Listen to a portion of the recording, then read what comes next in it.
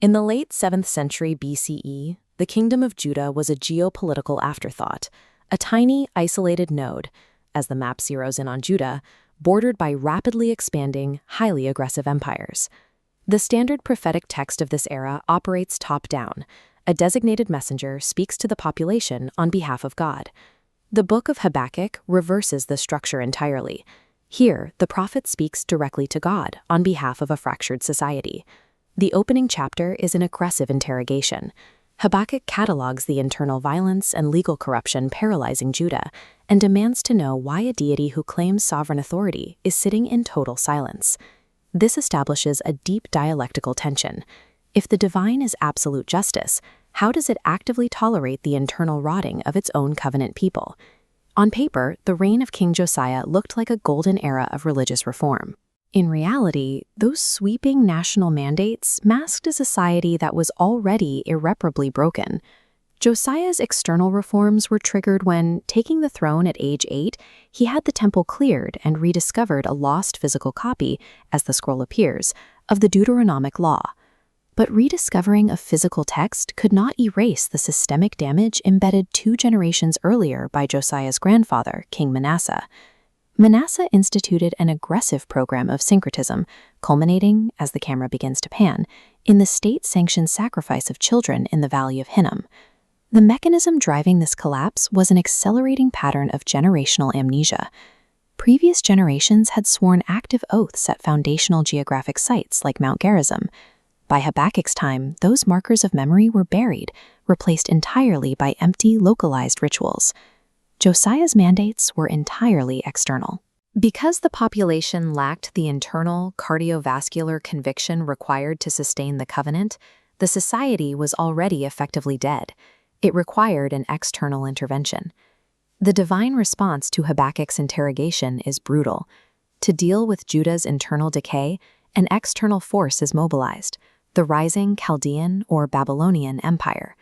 This was a military and cultural machine of terrifying scale. Its labyrinthine cities and massive defensive walls represented the absolute peak of imperial power. This answer immediately triggers a second, far more severe crisis. The prophet pushes back, directly challenging the logical boundaries of the divine character.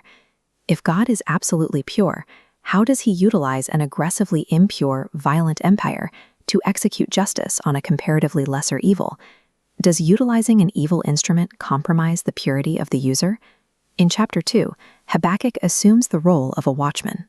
This is not a literal guard post. It is a deliberate epistemological stance.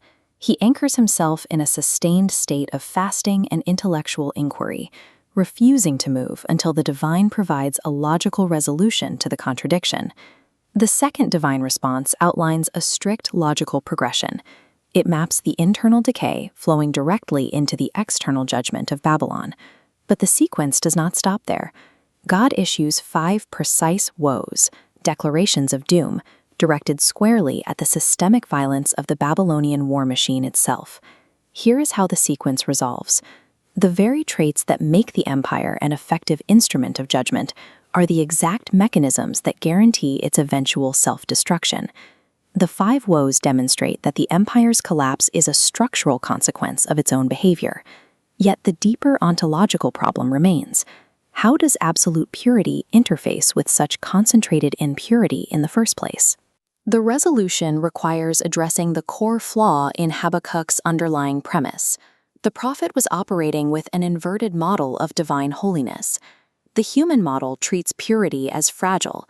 Contact with an impure object instantly contaminates the pure one.